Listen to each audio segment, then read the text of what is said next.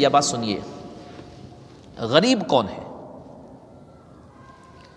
ہم تو سمجھتے ہیں نا وہ شخص غریب ہے جس کے پاس مال و دولت نہیں، پیسہ نہیں، رہنے کے لیے گھر نہیں، پہننے کے لیے اچھا لباس نہیں، سواری کے لیے اچھی گاڑی نہیں۔ نبی کریم علیہ الصلوۃ والسلام نے صحابہ سے فرمایا، اے صحابہ بتاؤ مفلس کون ہے، غریب کون ہے؟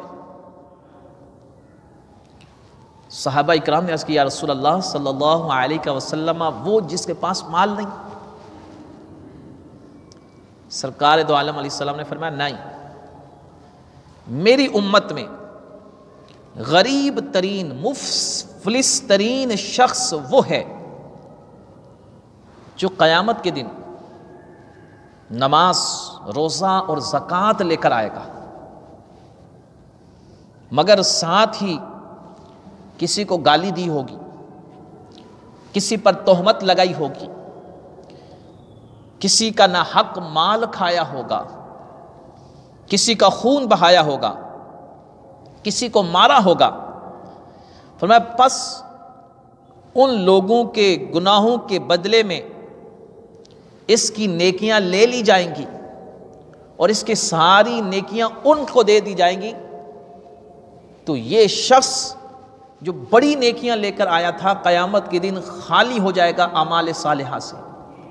اس کے پاس نیکیاں نہیں بچیں گی۔ فرمایا یہ مفلس ترین شخص ہے، یہ سب سے غریب ترین شخص ہوگا جس کے نامہ اعمال میں قیامت کے دن نیکیاں نہیں ہوں گی۔ تو اس حدیث کو ہم سمجھیں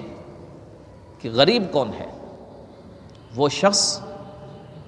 جو قیامت کے دن تو بڑی نیکیاں لے کر جائے گا، نمازیں بھی ہوں گی، روزے بھی ہوں گے، زکوٰۃ بھی ہوگی، اچھے اعمال کثرت کے ساتھ ہوں گے،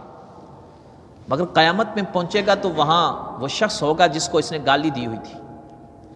تو جس کو گالی دی تھی اس کے گناہ اس کے نامہ اعمال میں ڈال دیے جائیں گے اور اس کی نیکیاں ادھر ڈال دی جائیں گی۔ کسی کو مارا ہوگا، کسی کا ناحق مال کھایا ہوگا، تو ان کی اس کی نیکیاں ان کے پلڑے میں ڈال دی جائیں گی اور اس کا گناہ اس کے بدلے میں، کیونکہ اس نے جو غلط کیا، جو گالی دی، جو مال کھایا، تکلیف دی، تہمت لگائی کسی پر، کسی کو مارا، تو اس کا بدلہ اس سے چکایا جائے گا کہ اس کی نیکیاں ان کو دے دی جائے گی۔ تو یہ قیامت کے دن پھر خالی رہ جائے گا نیکیوں سے۔ فرمایا آقا کریم علیہ السلام نے، یہ شخص مفلس ترین ہے میری امت کا، غریب ترین شخص یہ ہے۔ اس لیے ہمیں اس غربت سے توبہ کرنی چاہیے کہ کہیں قیامت کے دن ایسا نہ ہو، نیکیاں تو ہوں مگر جب ہم پہنچیں تو ہم پر دوسروں کے حقوق ہوں، چونکہ ان کا تعلق حقوق العباد سے ہے۔ حق اللہ معاف فرما دے گا جو اس کا اپنا حق ہوگا، لیکن حقوق العباد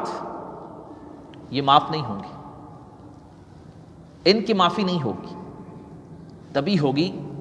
جب صاحب حق معاف فرمائے گا یا اس کے حق کے برابر اس کے نامہ اعمال سے نیکیاں اس کو دے دی جائیں گی۔ اور اگر اس کے نامہ اعمال میں نیکیاں نہیں بچیں گی تو دوسروں کے گناہ اس کے نامہ اعمال میں ڈال دیے جائیں گے بدلے میں۔ اس لیے ہمیں ہمیشہ اللہ کے حضور توبہ کرتے رہنا چاہیے اور اپنی آخرت کی فکر کرنی چاہیے۔